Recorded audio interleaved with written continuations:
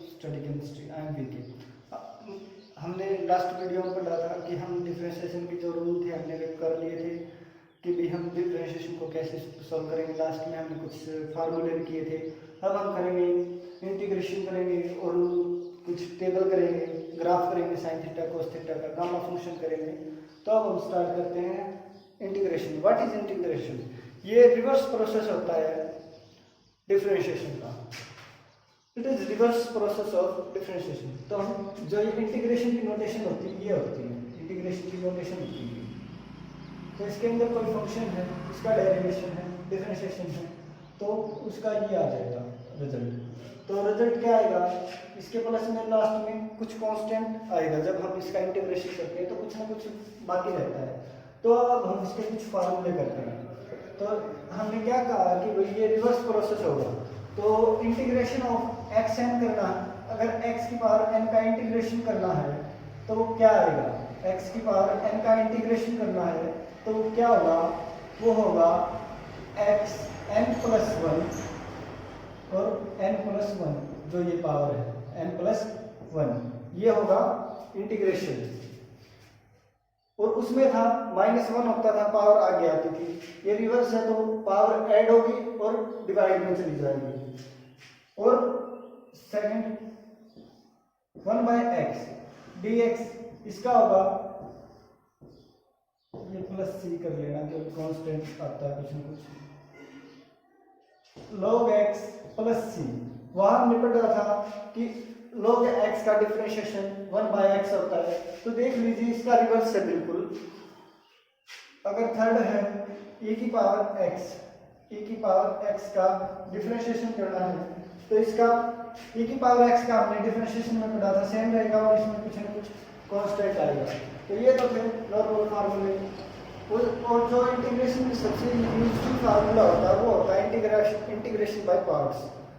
जैसे है डिफरेंशिएशन में प्रोडक्ट रूल होता है, वैसे ही इसमें इंटीग्रेशन बाय पार्ट्स होता है। तो अब हम उनको करेंगे फार्मूलों को। तो देखिए एक बार ट्रिग्नोमेट्री को कर लेते हैं, एक बार इसको एक तरफ कर देते हैं। तो देखिए कैसे आएगा।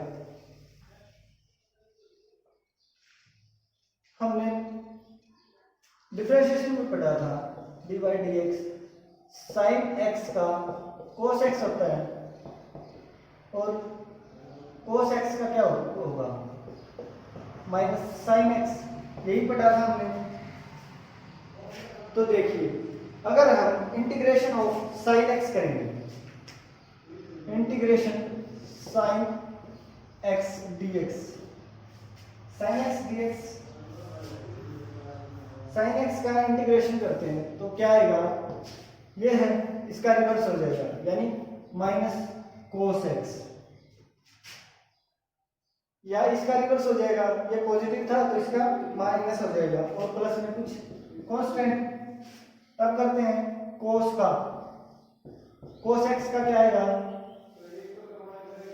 कोस एक्स का डिफरेंशिएशन इंटीग्रेशन होगा। कोस का था माइनस साइन, तो माइनस साइन का रिवर्स क्या हो जाएगा? पॉजिटिव। तो ये हो जाएगा, ये दो फार्मूले और हैं। अब हम डिस्कस करेंगे इंटीग्रेशन बाय पार्ट्स और ग्राफ करेंगे, फिर गामा फंक्शन के बारे में करेंगे। तो एक बार इसका स्क्रीनशॉट ले लीजिए। तो अब हम करते हैं इंटीग्रेशन बाय पार्ट्स। तो इंटीग्रेशन बाय पार्ट्स करेंगे। इंटीग्रेशन बाय पार्ट्स जैसे डिफरेंशिएशन में था, प्रोडक्ट रूल था, क्या था? Differentiation first function second function, ये था। तो इसमें होगा इंटीग्रेशन एफ एक्स और जी एक्स, ऐसे होगा। तो हम इसमें कैसे जस्टिफाई करेंगे कि कौन सा फंक्शन है वो हमारे पास फर्स्ट फंक्शन होगा और कौन सा फंक्शन सेकंड फंक्शन होगा। तो एक फार्मूला होता है आइलेट का, आइलेट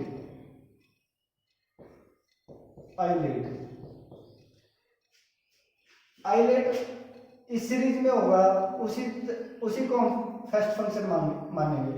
अगर जैसे यहाँ आई है इनवर्स ट्रिग्नोमेट्री,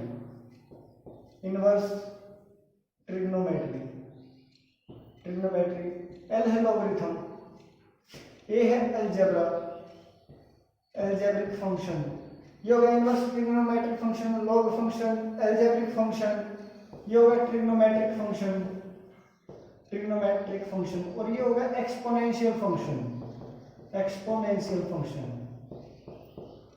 तो अगर इनवर्स ट्रिग्नोमेट्री दे रखी है, जैसे साइन इनवर्स एक्स, ये हो गया लॉगरिथम, ये हो गया log x, एल्जेब्रिक हो गया x स्क्वायर, कुछ भी हो, trigonometry direct sine x cos x, exponential ये हो गया।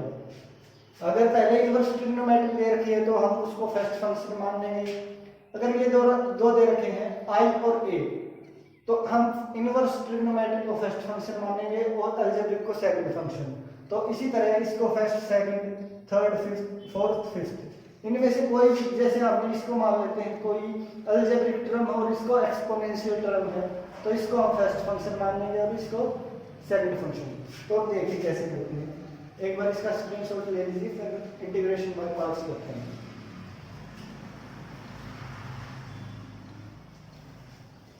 अब करते हैं हम इंटीग्रेशन बाय पार्ट्स।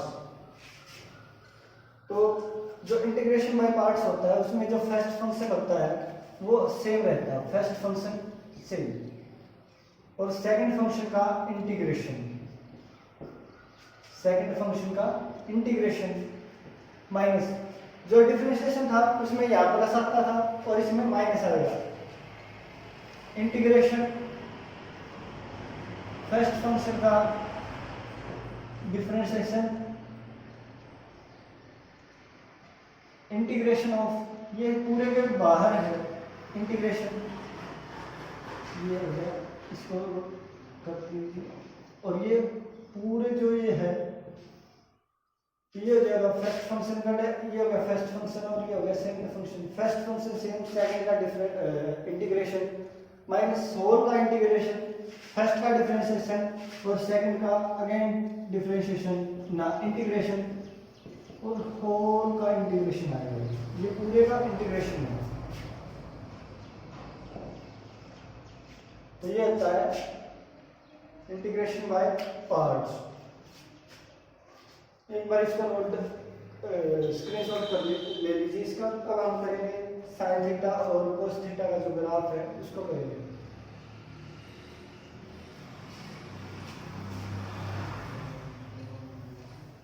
हमें पता है कि जो हम कोस का ग्राफ करते हैं, कोस थीटा का ग्राफ करेंगे, तो हमें पता है कोस थीटा है उसकी वैल्यू 0 कहाँ पर होती है, कोस थीटा 0 कहाँ होता है 90 डिग्री पर, और 1 कहाँ पर होता है, 1 होता है 0 डिग्री पर, और -1 कहाँ पर होता है 180 डिग्री पर, क्योंकि 180 डिग्री इसी का नेगेटिव होगा। तो अब हम ग्राफ करेंगे, हो जाएगा -1, तो अब ग्राफ करेंगे। अब कैसे ग्राफ आएगा इसका, तो यहाँ मान लीजिए 0 है, यह 0, यहाँ है +1 और यहाँ है -1। हमें अब इनकी वैल्यू याद रखने की ज़रूरत नहीं है। जब कभी भी हम कुछ करेंगे एग्जाम में है तो हम उनकी डायरेक्ट वैल्यू याद रख सकते हैं कि कौन सी वैल्यू कहाँ होगी। तो जो कोस थीटा है वो 1 कहाँ पर होता है, यानी 0 डिग्री पर, यानी कोस थीटा 0 डिग्री पर 1 होता है। तो यहाँ हो जाए कोस 0 पर 1 है, और 0 कहाँ पर होता है, ये 0 वाली है, ये प्लस वाली लाइन है, तो कोस 1 कहाँ होता है 0 डिग्री पर, ये हो गया 0 डिग्री, और 0 कहाँ पर होता है, 0 होता है 90 डिग्री। तो 90 डिग्री को हम क्या बोलते हैं, π/2, तो ये हो जाएगा π/2, और 180 डिग्री को हम बोलते हैं पाई, तो ये -π है, इसको हम थोड़ा ऐसे बना लेते हैं, तो ये हो जाएगा पाई। इस ये पाई कैसे आया, pi by 2 plus pi by 2, यहाँ पाई बाई 2 ऐड कर दिया तो पाई आ गया, तो ये हो गया पाई, ये वापस यहाँ गया तो pi by 2 plus pi by 2, ये हो जाएगा 3 पाई बाई 2, ऊपर गया ये, तो ऊपर क्या बनेगा पाई बाई 2 और ऐड कर दिया हमने, तो ये बन जाएगा 4 यानी 2 पाई, यहाँ आएगा क्या बनेगा 2, ये बनेगा 5 बाई 2, नीचे 3 पाई, फिर यहाँ 7 पाई बाई 2 और यहाँ 4 पाई।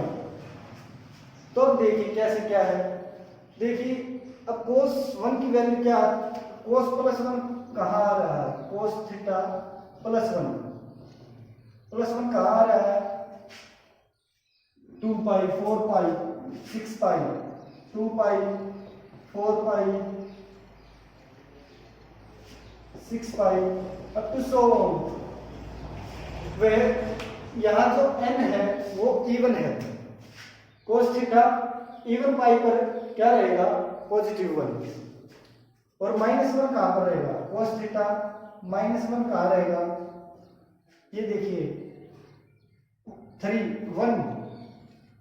पाई 5 पाई, तो ऐसे आएगा 3 पाई 5 पाई सो ऑन, तो ये n है, यहाँ n क्या है, n पाई है, ये n पाई हो गया, ये भी n पाई है, तो यहाँ n क्या है, n ओड है, और यहाँ n क्या है, n इवन है, यहाँ पर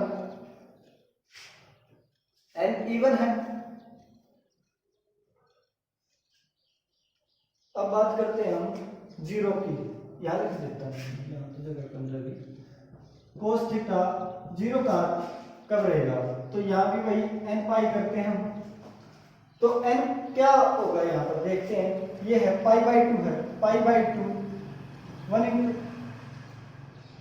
ये हो गया 1 बाई 2 पाई, ये हो जाएगा 3 बाई 2 पाई 5 बाई 2 पाई, तो n है वो फ्रैक्शनल में है, n वो क्या फ्रैक्शनल में है, n होगा 1 बाई 2 3 बाई 2 5 बाई 2 7 बाई 2, तो ऐसे काउंट चलेगा, यानी n फ्रैक्शनल में होगा 1 बाई 2 3 बाई 2, देखिए एक का ही गैप है 2 बाई, या ये हो जाएगा हाफ 0.5 1.5 2.5 3.5, तो 1 का ही गैप है, यानी n क्या रहेगा हाफ में रहेगा, वहां वैल्यू रहेगी 0। एक बार इसका स्क्रीनशॉट ले लीजिए। अब करेंगे हम साइन थीटा का ग्राफ, इसी तरह ये नेगेटिव साइड में भी ऐसे मूवमेंट करेगा। अब हम करते हैं कोस थीटा साइन थीटा का ग्राफ ऑफ साइन थीटा। इनकी वैल्यू तो हमें पता चल गई, अब हमें वैल्यू याद रखने की जरूरत नहीं है, हम डायरेक्ट वैल्यू याद रखेंगे हमें कि कोस थीटा n पाई है, अगर n ओड है तो क्या रहेगा -1, अगर n इवन है तो क्या रहेगा +1, अगर n फ्रैक्शनल है यानी 1 बाई 2 3 बाई 2 तो क्या रहेगा 0। यही फार्मूला है। तो अब हम करते हैं साइन थीटा का ग्राफ, एक बार इसको रफ कर देता हूं। अब बात करते हैं हम साइन थीटा के ग्राफ की। What is the graph of sine theta? तो साइन थीटा का हमें पता है, साइन थीटा की साइन थीटा 0 कहाँ होता है, 0 डिग्री पर, 1 + 1 कहाँ होता है 90 डिग्री, यानी पाई बाई 2 पर, और -1 कहाँ होगा, -1 तो होगा ही नहीं, यानी हाँ -1 कहाँ होगा, तो ये देखते हैं हम -1 कहाँ आएगा, उसका तो हमें डायरेक्ट पता था, ये तो 180 पर 0 ही आएगा, ये 180 पर क्या आएगा 0 डिग्री आएगा। तो अब ग्राफ करते हैं। साइन थीटा का।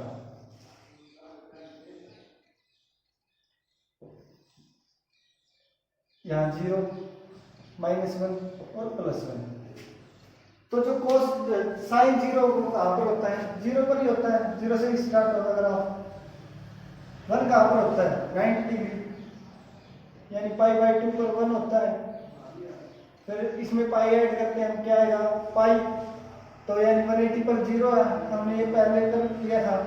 तो अब देखिए -1 क्या आएगा, इसमें π/2 ऐड करना, तो ये आएगा 3π/2। अब इसमें ऐड करते हैं, तो इसमें क्या आएगा? ये 2π, यहाँ पाई हाफ ऐड करते हैं, तो ये आएगा 5π हाफ, यहाँ 3π, यहाँ 7π, 4π, और ऐसे ही ऐड करता जाएगा। अब एक बात देखिए, ये है पाई हाफ तो में कॉमन है, इसमें पाई हाफ कॉमन है। ये क्या है? 1, ये है क्या है? 5, तो आगे क्या आएगा? 9, 13। तो इसमें 4 का गैप है, 4 का। इसी तरह इसमें क्या गैप है? 4 का, आगे वाले में 4 का गैप होगा। तो अब हम देखते हैं क्या होगा इनका। जो साइन थीटा है 0, साइन थीटा nπ कर लेते हैं, nπ 0 कब होगा? पाई, 2π, 3π, 4π, यानी nπ है, वहां पर n क्या होगा? 1, 2, 3, 4, 5,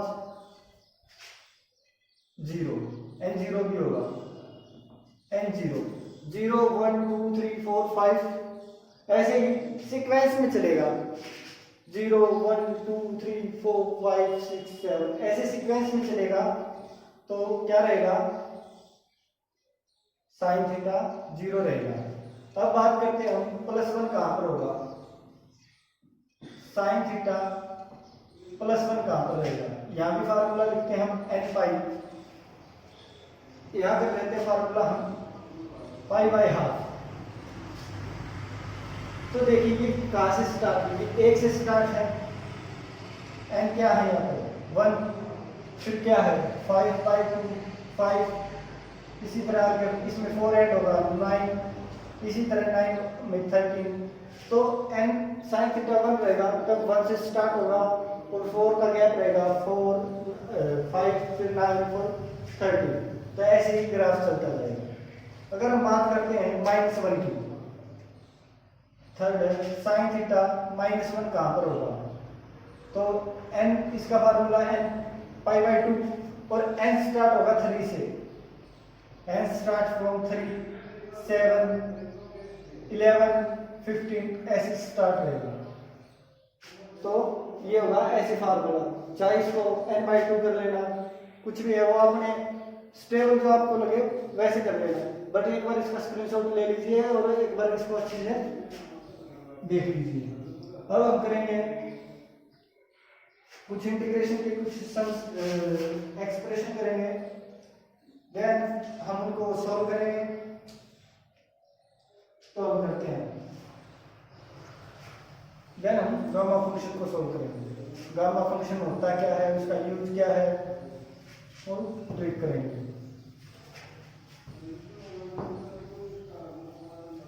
तो अब हम करते हैं, हमने इंटीग्रेशन दे रखा है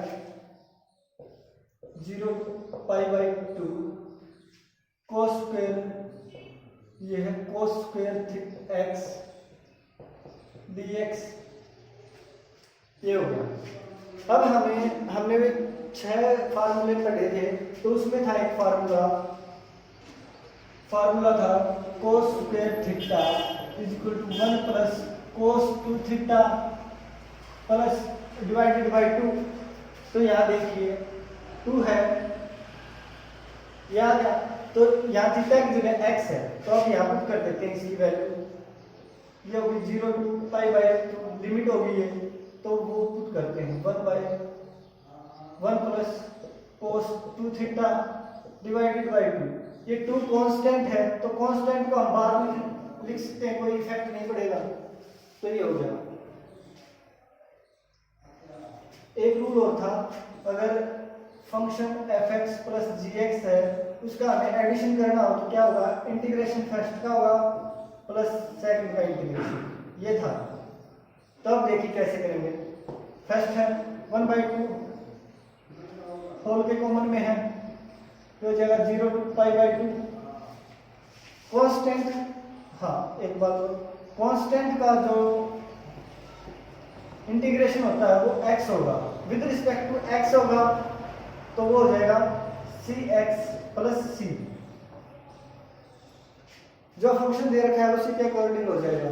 तो यहाँ 1 है, तो ये यहाँ dx भी था, dx ये x है,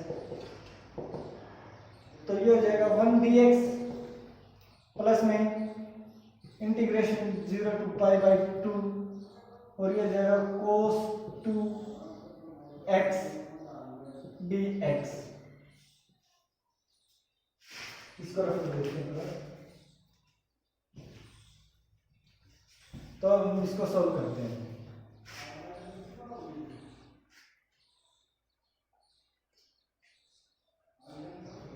तो देखिए, तो ये कांस्टेंट हो गया, इसका इंटीग्रेशन होगा x,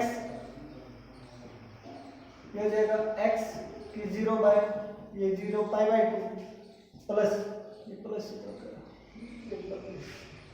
हाँ तो जो जाएगा cos थीटा का इंटीग्रेशन क्या होता है, minus sine theta sine 2x divided by 2 divided by 2। एक कुछ फार्मूले और थे बताना भूल गए थे, तो देखिए क्या होते हैं। अगर ये हो integration of sine n pi x हो, ये nx है nx, तो इसका डिफरेंशिएशन क्या होगा, इसका डिफरेंशिएशन इंटीग्रेशन होगा माइनस कोस nx, और जो ये n है ये इसके डिवाइड में आ जाएगा।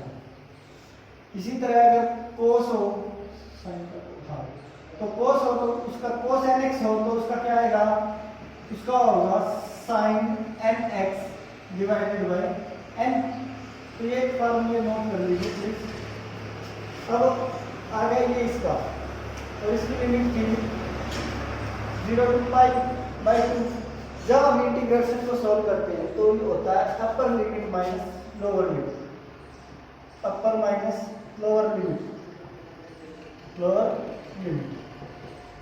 तो यहाँ π/2 रखते हैं, 1/2 x की जगह π/2 पुट किया हमने, 0 रहता है तो -0।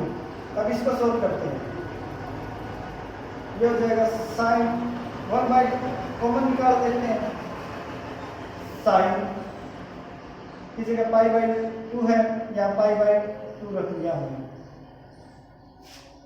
और ये जगह साइन 0 साइन 2 0। तो देखिए साइन π/2 का ये इससे कैंसिल हो जाएगा, तो साइन पाई क्या होता है,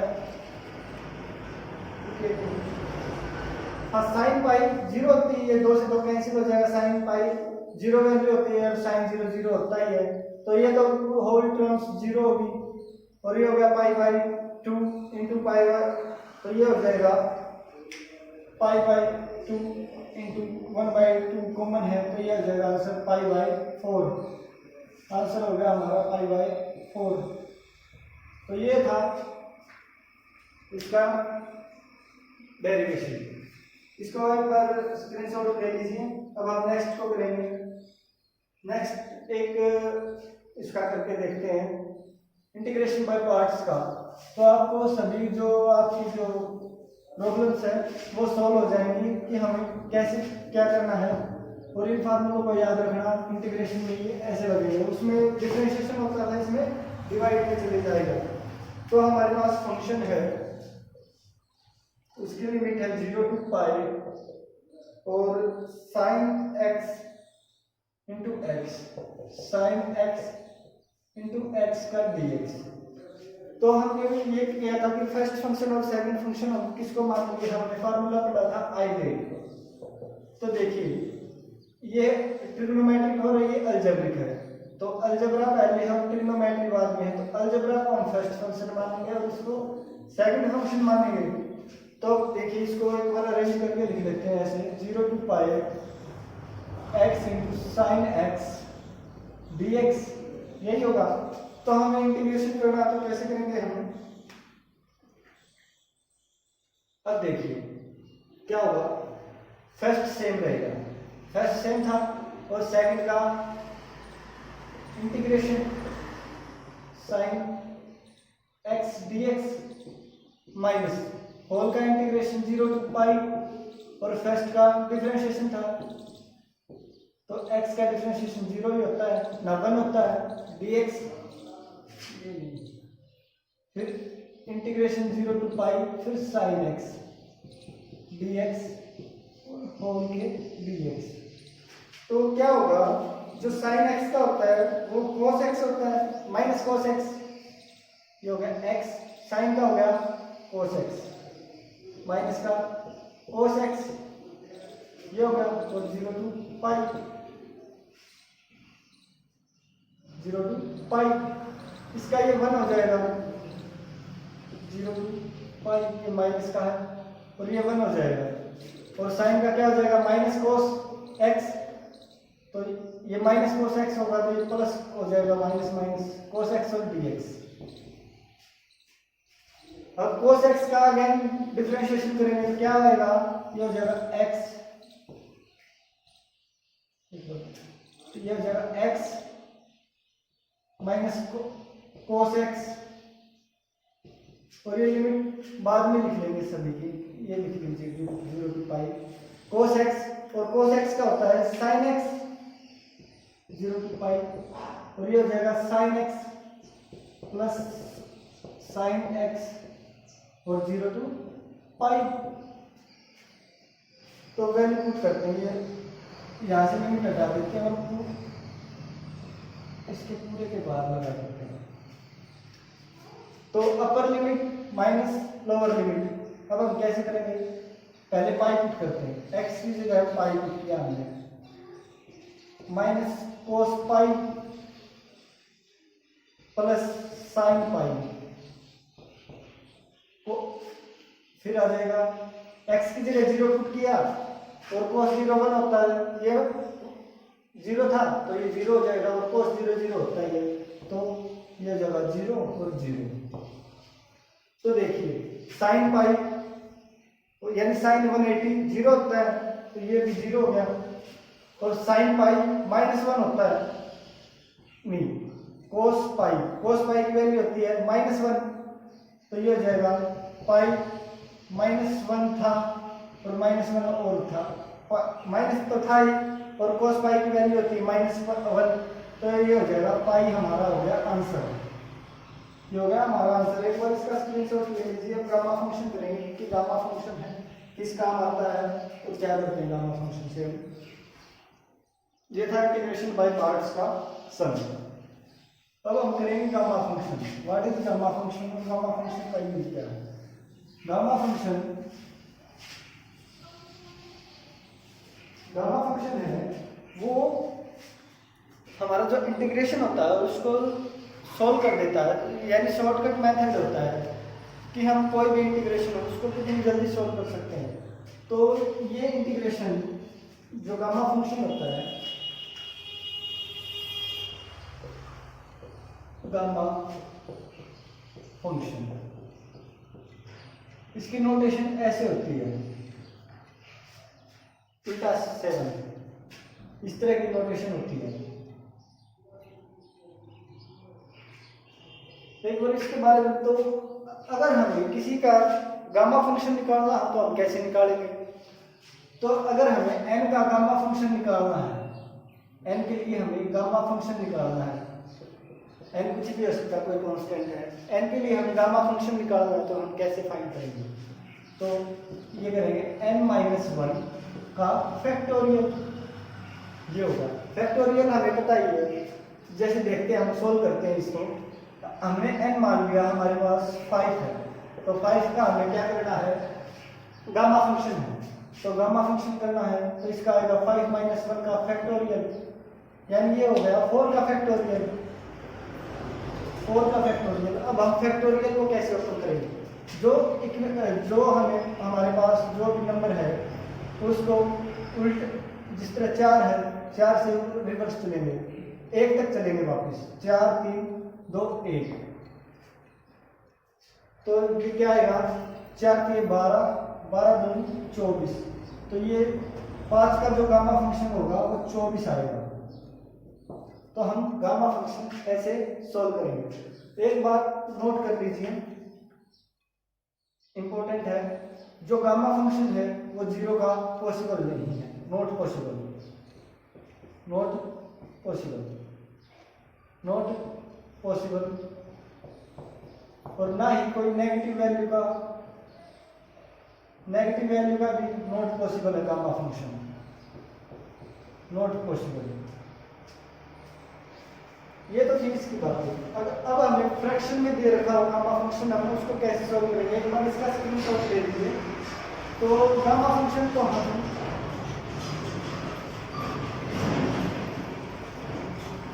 अब गामा फंक्शन करते हैं। गामा फंक्शन इन फ्रैक्शन में होगा तो हम उसको कैसे सॉल्व करेंगे। अगर मेरे पास है 1/2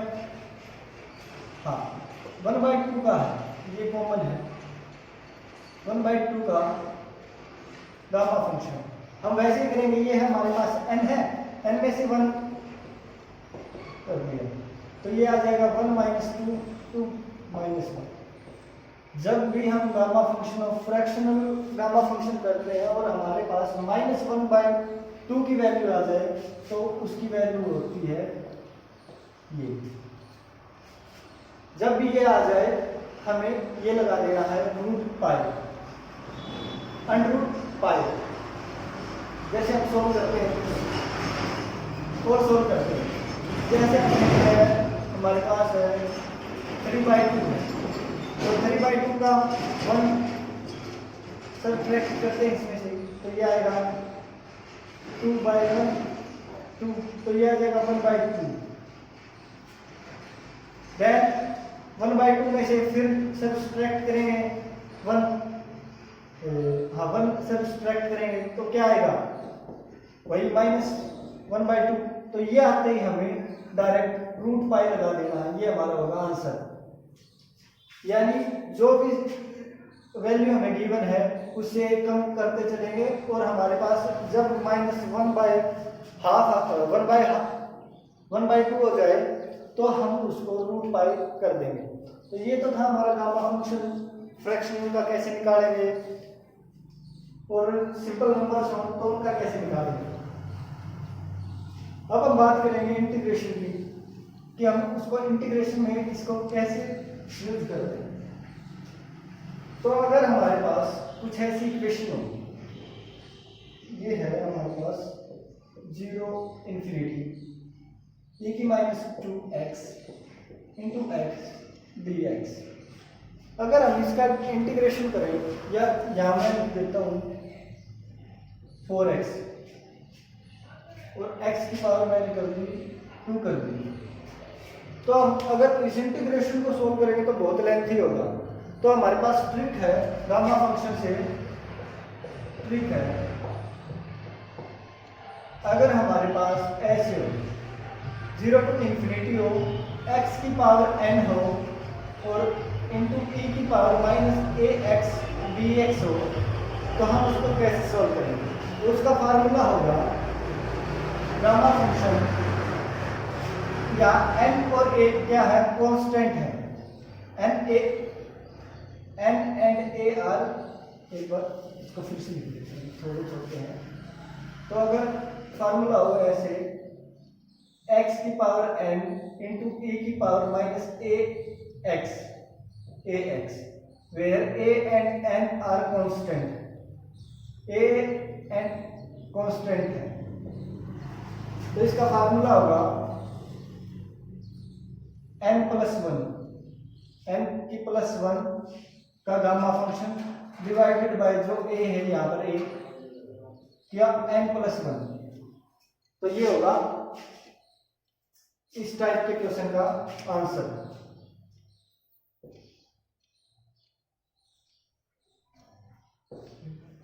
जीरो टू पाई इंफिनिटी हो लिमिट हो और x की पावर n हो e की पावर -ax हो, तो ये फार्मूला होगा। तो अब हम सोल्व करते हैं,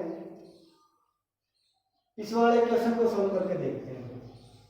तो यहाँ a क्या है, पहले x की पावर है, x n2 है हमारे पास, n2 है और a है हमारे पास 4। तो अब हम इसमें पुट करते हैं, n हो गया 2+1 और a है हमारे पास 4 की 2+1, तो ये हो गया 3 और ये हो गया 4 की पावर 3। तो इसको कैसे ओपन करेंगे, 3 - 1 का फैक्टोरियल यानी 2 का फैक्टोरियल, ये हो गया 4 की पावर 3। तो 2 का फैक्टोरियल हम कैसे ओपन करेंगे, 2 का फैक्टोरियल होगा 2 × 1 आ गया यानी 2 ही होगा। तो 2 का फैक्टोरियल 2 और 4 की पावर 3 को क्या बोल सकते हैं, 64 होगा। तो ये हो गया 1/32 आंसर आ जाएगा इसका। और जब हम इसको सोल्व करेंगे तो बहुत लेंथी क्वेश्चन हो जाएगा और हम इसको सोल्व नहीं कर पाएंगे, तो ये इसका डायरेक्ट आंसर हो जाएगा। ये तो ट्रिक फेस्ट थी, ये ट्रिक फेस्ट। एक बार इसका स्क्रीनशॉट ले लीजिए, इसका स्क्रीनशॉट ले लीजिए, हम नेक्स्ट करेंगे।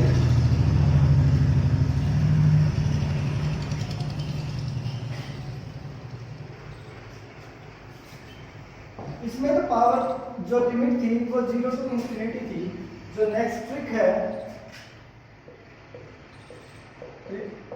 सेकंड, उसमें जो पावर जो लिमिट है वो माइनस इन्फिनिटी से इन्फिनिटी होगी, -इन्फिनिटी टू इन्फिनिटी। और वही वैसे ही फंक्शन रहेगा, x की पावर n होगी और जो एक्सपोनेंशियल है उसकी पावर हो जाएगी -ax का स्क्वायर dx। ये हो जाएगा, ऐसे आएगा। तो इसकी ट्रिक क्या होगी, इसकी ट्रिक होगी वही बात है, n और a क्या है, कांस्टेंट है। तो इसका फार्मूला होगा n+1 का हाफ 1 a माइनस a, यही आ जाएगा n+1 a/2। तो इसके दो रूल होंगे, इसकी दो बातें हैं, यहां देख लीजिए। अगर n ओड है तो डायरेक्ट आंसर होगा 0, हमें कुछ भी सोल्व करने की जरूरत नहीं है अगर n ओड है। अगर n इवन है तो हम इसको सोल्व करेंगे, तो हम ये फार्मूला लगाकर हम उसको सोल्व करेंगे। फॉर एग्जाम्पल, अगर हमारे पास ये है -इन्फिनिटी टू इन्फिनिटी, x की पावर 3 है और e-5 x की 2 dx। तो हमने यहाँ देखा कि n है वो ओड है, तो हमें कुछ भी सोल्व नहीं करना, डायरेक्ट आंसर हमारा 0 आएगा। एक बार इसका स्क्रीनशॉट ले लीजिए। एक बार इवन वाला को सोल्व करते हैं। इवन वाला है, कोई भी मान लेते हैं हमारे पास। ये तो था ओड, n है, ये n ओड, तो डायरेक्ट आंसर 0 आएगा। अगर n इवन है तो हम कोई इंटीग्रेशन लेते हैं -इन्फिनिटी टू इन्फिनिटी। एक बार इसको रफ कर देते हैं। ये तो n इवन होगा तो हम उसको सोल्व करेंगे। तो n की पावर मान लेते हैं, ये हो गया -इन्फिनिटी टू इन्फिनिटी और x की पावर 4 मान लेते हैं, x की पावर 4 e-2 2x², ये हो जाएगा 2x² dx। तो देखिए n है वो इवन है, तो हम इसको सोल्व करते हैं। n+1 यानी 4+1/2 और a हमारा 2 है, तो 2 सेम यही 4/5। तो ये हो जाएगा 5/2 का गामा फंक्शन, और ये हो जाएगा 2 की पावर 5/2। अब हम 5/2 गामा फंक्शन को सोल्व करते हैं, तो क्या आएगा 5/2 गामा, इसमें से एक घटाए तो क्या आएगा 3/2, उसमें से एक घटाए 1/2, और इसमें से एक घटाए तो -1/2, तो ये होगा हमारे पास 3/4 π/2, 3/4√π। ये होगा हमारा इसका गामा फंक्शन, और ये हो जाएगा 2 की पावर 5/2। तो हम इसको कैसे लिख सकते हैं, इसको 5/2 को हम ये लिख सकते हैं 2 की पावर हाफ। हाँ, इसको लिख सकते हैं 5/2 को लिख सकते हैं 2 × हाफ, ये 5 बन जाएगा। तो देखिए ये हो जाएगा 3/√π, और मैं इसको ऐसे भी लिख सकता हूँ 2 की पावर 2 × 2 की पावर हाफ, क्योंकि बेस से में पावर ऐड होगी तो वही आएगा 5/2। तो अब हम इसको सॉल्व करेंगे, तो ये होगा 3/4 × 2 की पावर 2 क्या होगा 4, और जो ये √π है इसको मैं ये ऐसे लिख सकता हूँ, तो पाई की हाफ, ये पाई हाफ है 2 की हाफ, तो मैं इसको दोनों को कॉमन लिख सकता हूँ, दोनों की पावर हाफ, और इसको होगा ये 3/16, इसको ये होगा 3/16 π/2 की पावर हाफ। तो ये हो गया हमारा आंसर, हम ऐसे सॉल्व करेंगे। तो आप एक बार इसका स्क्रीनशॉट ले लीजिए।